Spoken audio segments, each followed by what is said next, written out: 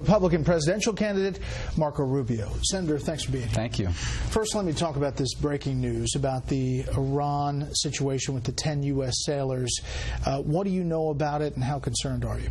Well, it sounds like these sailors were on a routine patrol. I think they were riverine, so they were looking at they look for mines in the water, anything that might be there, especially from the Iraq-Iran war. And it sounds like they had engine failure, and they drifted into the waters that Iran claims, and they were taken by the Iranian Navy onto this island called Farsi, and that's where they're being held. And Iran needs to release them and the boats immediately.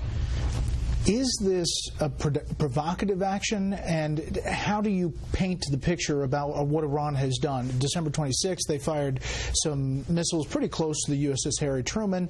There have been other actions, including ballistic missile tests. What do you say about the administration and what they're doing or not doing? Well, this particular case, we'll find out soon enough. If they're not immediately released and the boats are not immediately released, then we know that there's something else at play here. As far as provocative, beyond it, absolutely. Look, Iran is testing the boundaries of this administration's resolve, and they know that the boundaries are pretty wide, that the administration is willing to let them get away with many things.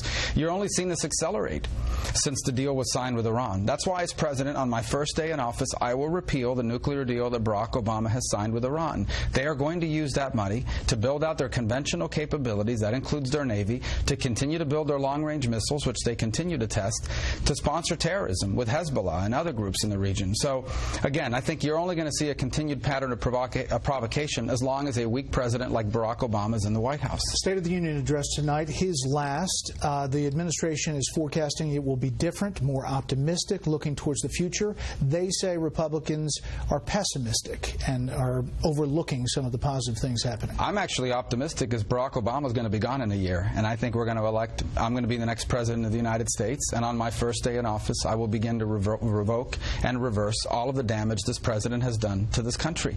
This is a president that believes America is an arrogant global power and needs to be weakened. I will reverse that. This is a president that is obsessed with undermining the Constitution, especially the Second Amendment, and I will reverse that. And this is a president that is he doesn't believe in free enterprise, and he's undermined it. When I'm president of the United States, we are going to reverse all the damage he's done to our economy as well. So I'm optimistic. We're going to win this election, and we're going to turn this country around, but we're going to have to deal with him for the next 12 months. That's the only part that I worry about. Let's turn to the GOP race. Obviously, elbows are being sharpened as we get closer to Iowa and New Hampshire. Your friend, as you've talked about him, Governor Bush, Super PAC supporting him, is out with a new ad about your positions, and it focuses on your footwear as well. Boots are made for flipping, and that's just what they'll do. One of these days, young Marco's gonna flip on you. You get the gist. It continues on there with many quotes. Your reaction to this? Well, look, this is a campaign about important issues. I mean, ISIS is setting people on fire in cages. We have a president that has undermined our national security. Our military is about to have the smallest army since the end of the Second World War, the smallest Navy in 100 years, and the smallest Air Force ever.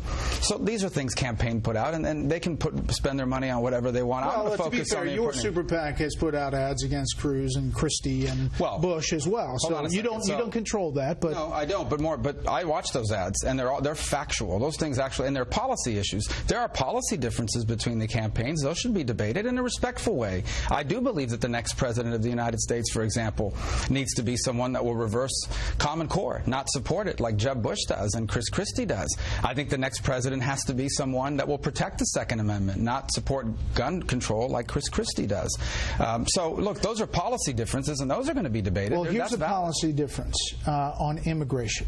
You say you've changed, that you obviously supported the Gang of Eight legislation. You sponsored it. You pushed it. You say that that's not possible. First of all, is that a political decision because it can't get through, or a principled decision that you literally have changed your mind? No. First of all, I do not support amnesty, and I never have. I've always believed there has to be real consequences for violating our immigration laws.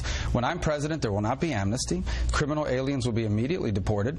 And, for example, sanctuary cities are going to lose their federal funding. But what you said on the campaign trail in 2010 and what you said when you were pushing the Gang of Eight bill were two different things. Yeah, right? but in 2010, that was in the context of the McCain and other bill that had been filed in 2006, which basically was a real fast path to not just legalization, but to citizenship. I believe there needs to be real and significant consequences to violating our immigration laws, and that should be triggered and linked to security, securing our border. That's why I supported the largest border surge in America American history. 700 miles of fencing and walls, 20,000 new border agents. But the issue of immigration has changed as well. ISIS did not come into being until late 2013, 2014. Now they have a very sophisticated understanding of our immigration issue. They're using the refugee crisis, the visa waivers. They're even trying to get people into the United States as engineers and students and doctors. And this issue has now become primarily a national security issue. And if the Gang of Eight bill came up today, would you sign it? We're not passing the Gang of Eight bill when I'm president. Because of principle or politics? Well, first of all, because it didn't go far enough, as I said that at the time. I said that that was the best you can do in the Senate controlled by Harry Reid. I wanted a conservative House to make it even stronger, and I repeatedly warned that it wasn't strong enough on border security.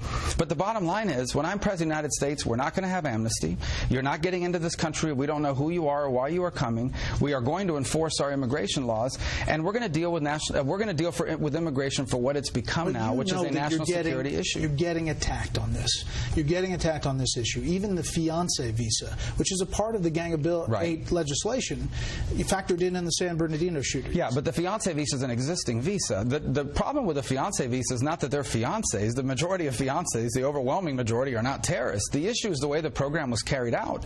The people that were supposed to vet her missed key information. For example, they failed to confirm that these two even knew each other before they got engaged. Are you back in line with your party on this issue? Well, first of all, as I said, I think the party has always been where I am now, which is, number one, we have to enforce our immigration laws, especially that a group like ISIS is trying to manipulate the immigration process to get people into America. And until we do that, you're not going to be able to do anything else. That's always been where the Republican Party's at. And it continues to be now more than ever because of the ISIS threat using immigration. Well, Senator, thanks for the time tonight, and we'll see you in a couple weeks in Des Moines. Yes, sir. Good to see you.